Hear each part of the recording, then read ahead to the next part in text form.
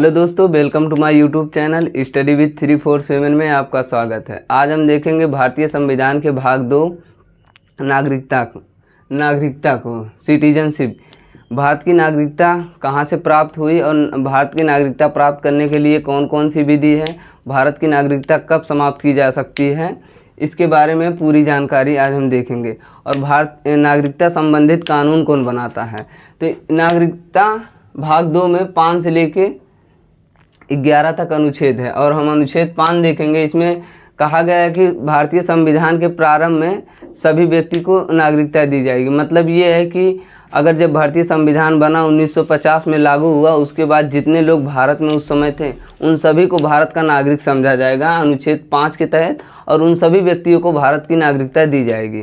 अनुच्छेद 6 है कि पाकिस्तान से भारत आने वाले व्यक्ति को नागरिकता दी है। अर्थात ये है कि जो लोग विभाजन के बाद पाकिस्तान चले गए, वो भारत आना चाहते हैं किसी कारणवश, तो उसके बाद उन्हें परमिट रूल के तहत भारत की नागरिकता दी जाएगी। और जो 19 जुलाई 1948 से पहले गए और 19 जुलाई 1948 के बाद गए, उन्हें परमिट रूल के तहत नागरिकता दी जाएगी।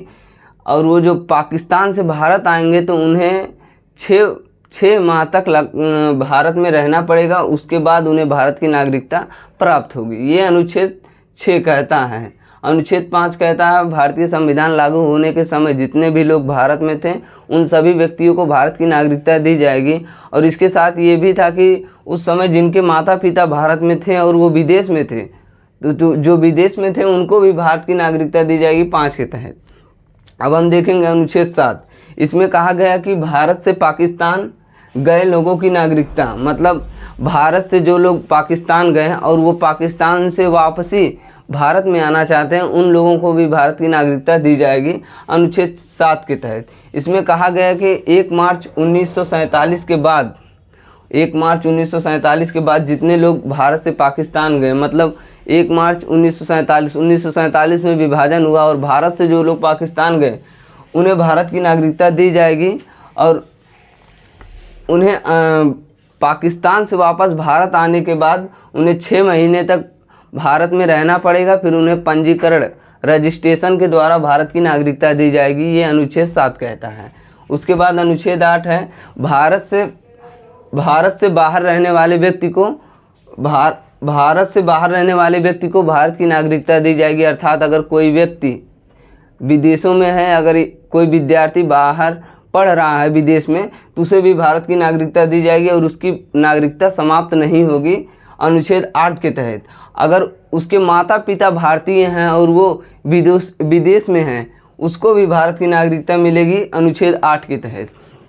ये संविधान का अनुच्छेद 8 कहता है।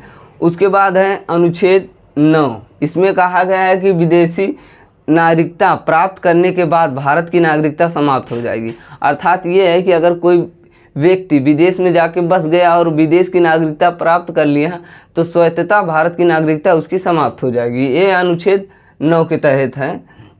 और उसके बाद अनुच्छेद 10 है कि भारत की नागरिकता तब तक बनी रहेगी जब तक वो कोई देश विरोधी काम ना करे। अर्थात ये है कि किसी भी व्यक्ति की नागरिकता ख़त्म नहीं की जा सकती अगर वो जब तक देश विरोधी कोई काम ना करे, देश विरोधी काम या गतिविधियाँ कह सकते हैं, तब तक उसकी नागरिकता समाप्त नहीं होगी अनुच्छेद 10 के तहत।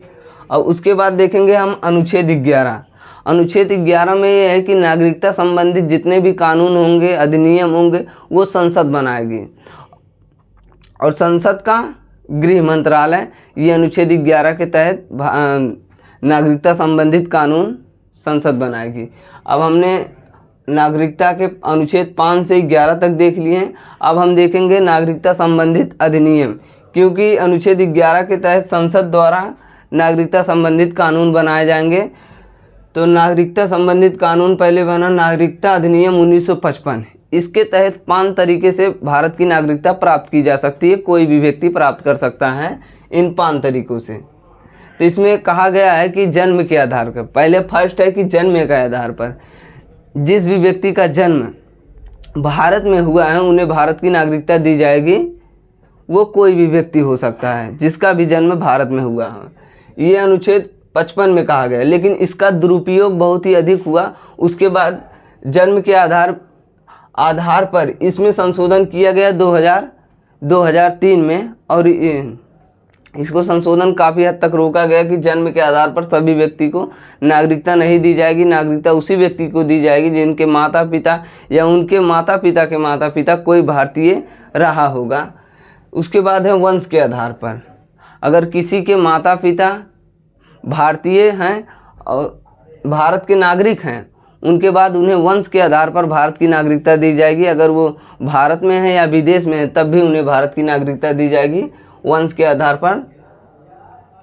और तीसरी विधि है पंजीकरण द्वारा। कोई भी व्यक्ति भारत की नागरिकता प्राप्त कर सकता है पंजीकरण द्वारा। इसमें वो अपना रजिस्ट्रेशन फॉर्म भरेगा और लगभग 7 साल तक वो कंटिन्यू भारत में रहे, उसके बाद उसे भारत की नागरिकता दी जाएगी। ये पंजीकरण द्वारा है, कोई भी व्यक्ति भारत की नागरिकता प्राप्त कर सकता है। उसके बाद है देशीकरण। इसमें यह है कि कोई व्यक्ति अगर चाहता है कि भारत की नागरिकता प्राप्त करें, अगर उसे भारत मान लीजिए भारत के प्रति एक अच्छी सोच रखता है और उस चाहता है कि हम भारत की नागरिकता प्राप्त करें, तो वो देशीकरण के द्वारा भारत की नागरिकता प्राप्त कर सकता है।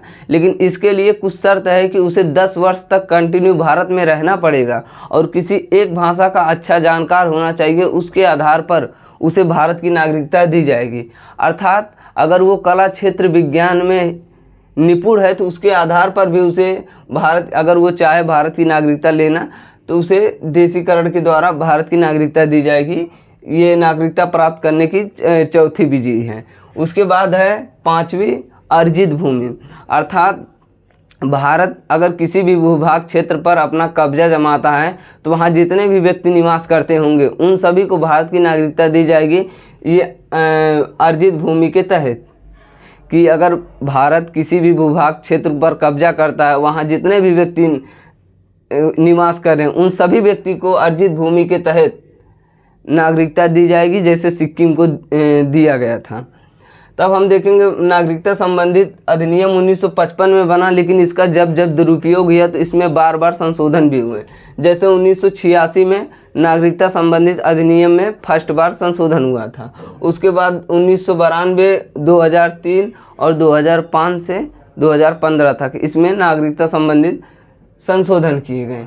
इस तरह हमने नागरिकता को पूरा देख लिया। और भारत की नागरिकता एकल्क नागरिकता है, मतलब हम सिर्फ भारत के नागरिक हैं। और भारत की नागरिकता का प्रावधान ब्रिटेन से लिया गया है, जिसमें कहा गया कि हम सिर्फ भारत के नागरिक हैं, अर्थात हमें एक ही नागरिकता लेनी पड़ेगी। और नागरिकता समाप्त करने के लिए जब तक कोई देश विरोधी काम ना करे तब तक उसकी नागरिकता समाप्त नहीं हो सकती। इस तरह हमारा भाग 2 ख़त्म हुआ। और वीडियो कैसा लगा कमेंट करके बताइए। अगर वीडियो अच्छा लगे तो लाइक करिए, चैनल को सब्सक्राइब करिए। धन्यवाद।